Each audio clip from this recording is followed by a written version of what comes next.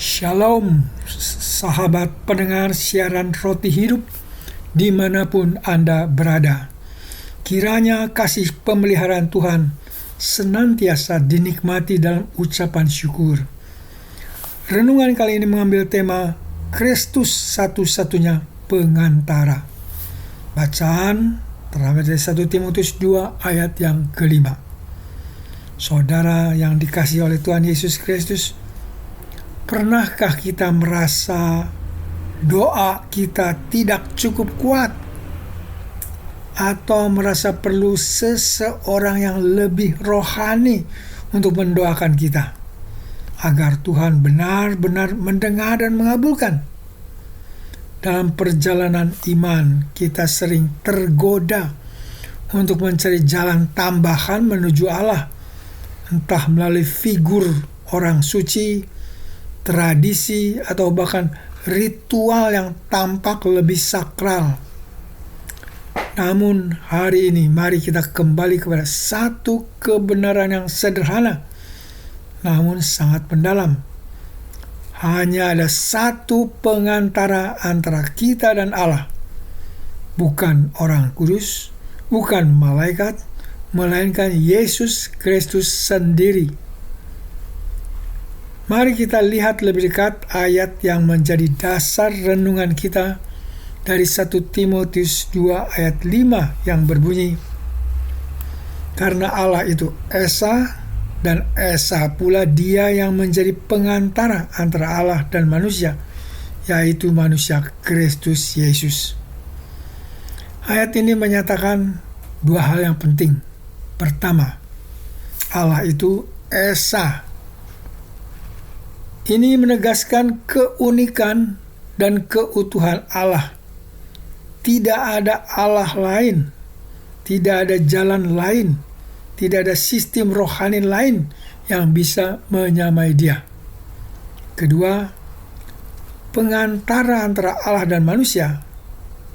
Kata pengantara berasal dari bahasa Yunani, mesites, yang berarti penengah, pendamai, jembatan. Dan yang menjadi pengantara itu adalah jembatan itu, penengah itu adalah manusia Kristus Yesus. Mari kita lebih gali lagi apa arti ayat ini dengan bertanya, mengapa manusia butuh pengantara? Alkitab menjawab demikian, karena dosa telah memisahkan kita dari Allah. Sejak kejatuhan manusia di Taman Eden, hubungan antara manusia dan Allah rusak. Kita tidak bisa datang langsung kepada Allah yang kudus dengan kondisi kita yang berdosa. Seperti tembok yang tinggi, dosa menghalangi kita. Tetapi yang menjadi pemisah antara kamu dan Allahmu ialah segala kejahatanmu. Yesaya 59 ayat yang kedua. Maka dengan demikian, tanpa pengantara, kita tidak punya akses, kita tidak punya jalan kepada Allah. Kita butuh seseorang yang bisa berdiri di tengah, yang memahami kita sebagai manusia yang berdosa, dan yang diterima oleh Allah sebagai yang kudus. Pertanyaan berikutnya, mengapa pengantara itu hanya satu, yaitu Yesus Kristus? Jawabannya, karena hanya Yesus yang memenuhi dua syarat mutlak. Yesus adalah manusia sejati, sehingga bisa mewakili kita. Yesus adalah Allah sejati, sehingga bisa membawa kita kepada Bapa. Yesus satu-satunya yang tidak berdosa, satu-satunya yang mempersembahkan diri sebagai korban yang sempurna, dan satu-satunya yang bangkit dan hidup selamanya sebagai imam besar yang kekal. Tidak ada orang kudus sebaik apapun yang bisa menebus dosa. Tidak ada figur rohani sekuat apapun doanya yang bisa menggantikan peran Kristus. Ia cukup. Yesus cukup.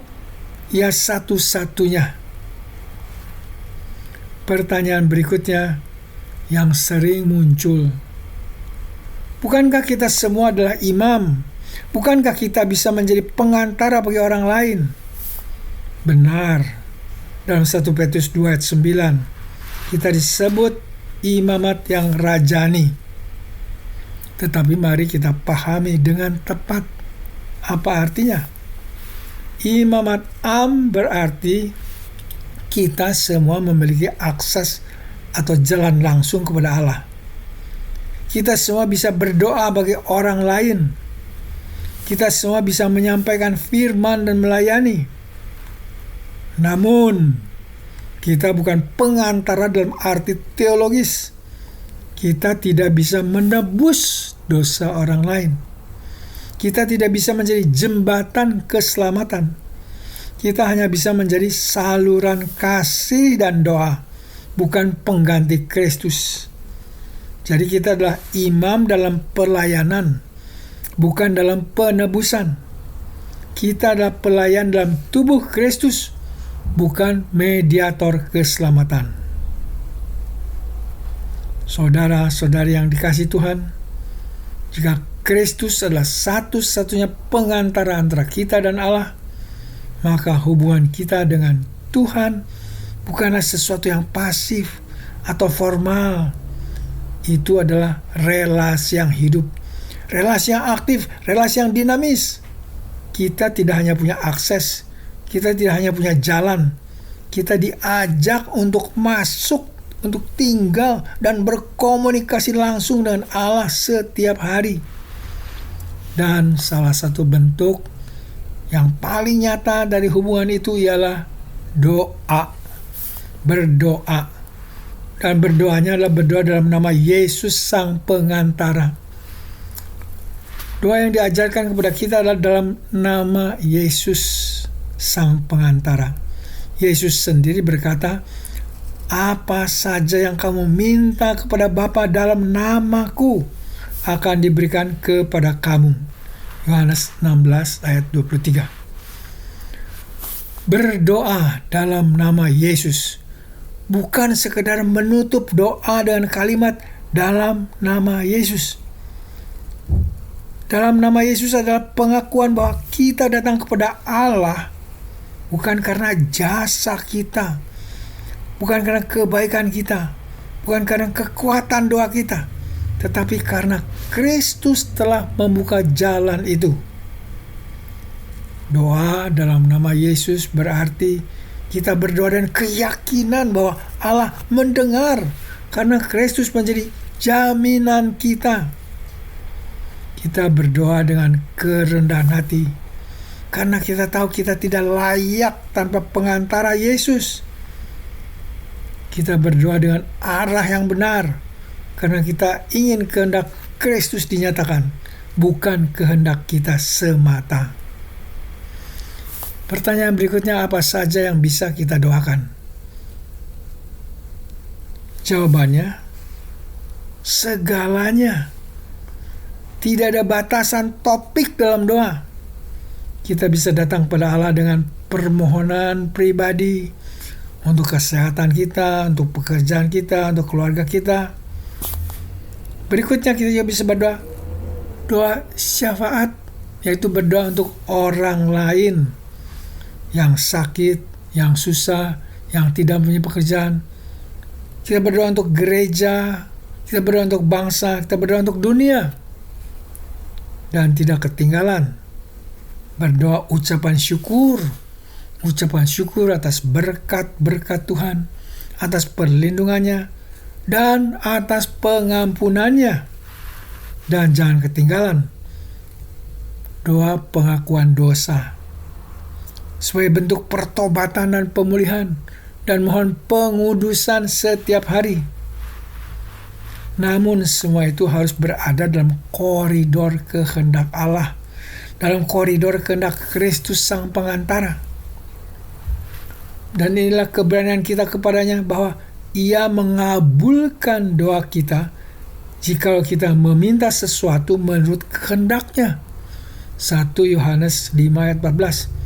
Artinya kita tidak berdoa untuk memaksakan keinginan kita, tetapi untuk menyelaraskan hati kita dengan hati Tuhan. Kita tidak berdoa agar Tuhan mengikuti rencana kita, tetapi agar kita mengikuti rencana Tuhan. Sekarang pertanyaannya, bagaimana mengetahui kehendak Kristus? Yaitu dengan membaca dan merenungkan firman Tuhan setiap hari. Kita mengetahui kehendak Tuhan dengan membiarkan Roh Kudus membimbing kita dalam doa. Kita mengetahui kehendak Tuhan dengan belajar dari teladan Yesus sendiri. Ia berdoa, bukan kehendakku, tetapi kehendak-Mu yang jadi. Doa yang sejati bukan hanya tentang meminta, tetapi tentang menyerahkan diri. Bukan hanya tentang berbicara, tetapi juga mendengarkan. Peran kita dalam imamat am menjadi saluran, bukan pengganti. Sebagai orang percaya, kita memang disebut sebagai imamat yang rajani. Kita dipanggil untuk mendoakan sesama. Kita terpanggil untuk melayani dan menyampaikan kasih Kristus. Tetapi kita bukan pengantara keselamatan. Kita tidak menggantikan peran Kristus. Kita hanya menjadi saluran kasih dan kebenarannya. Jadi, mari kita mendoakan orang lain dengan kasih, bukan dengan klaim-klaim rohani. Mari kita menyampaikan penghiburan. Penghiburan, bukan sebagai wakil Allah, tapi sebagai saudara seiman. Mari kita menjadi terang dan garam, bukan sebagai pengganti Kristus, tetapi sebagai cerminan kasih-Nya. Dengan hidup dalam hubungan yang aktif dan dinamis bersama Allah melalui Kristus, kita tidak lagi merasa jauh. Kita tidak lagi merasa tidak layak atau tersesat dalam sistem rohani yang rumit. Kita memiliki hubungan yang langsung, hubungan yang penuh kasih dan terus bertumbuh. Mari kita pelihara hubungan ini setiap hari. Pelihara hubungan dalam doa melalui pengantaran Yesus. Pelihara hubungan melalui pendalaman firman. Pelihara hubungan dalam pelayanan dan dalam kasih. Sebab oleh Dia, kita kedua pihak dalam satu roh beroleh jalan masuk kepada Bapa. Efesus 2 ayat 18. Amin. Mari kita berdoa. Allah yang Maha Kudus, dalam kasih-Mu Engkau sudah mengutus Tuhan Yesus untuk menjadi pengantara dalam berhubungan kembali dengan Engkau. Terima kasih untuk itu, dan tolong kami untuk terus memelihara hubungan yang telah dibuka, hubungan yang telah terbina selama ini. Dalam kesempatan ini Bapa, hamba-Mu berdoa untuk saudara pendengar yang sakit, saudara pendengar yang dalam pencobaan. Beri belas kasihan-Mu, dengar doa-doa mereka. Yang sakit Kau sembuhkan, yang dalam pencobaan Kau beri kemenangan. Bapa yang baik, terimalah ucapan syukur dan permohonan kami. Kabulkan sesuai kehendak-Mu. Dalam nama Tuhan Yesus kami berdoa. Amin. Sahabat pendengar, terima kasih sudah mengikuti siraman rohani kali ini. Sampai berjumpa kembali di lain kesempatan. Tuhan memberkati.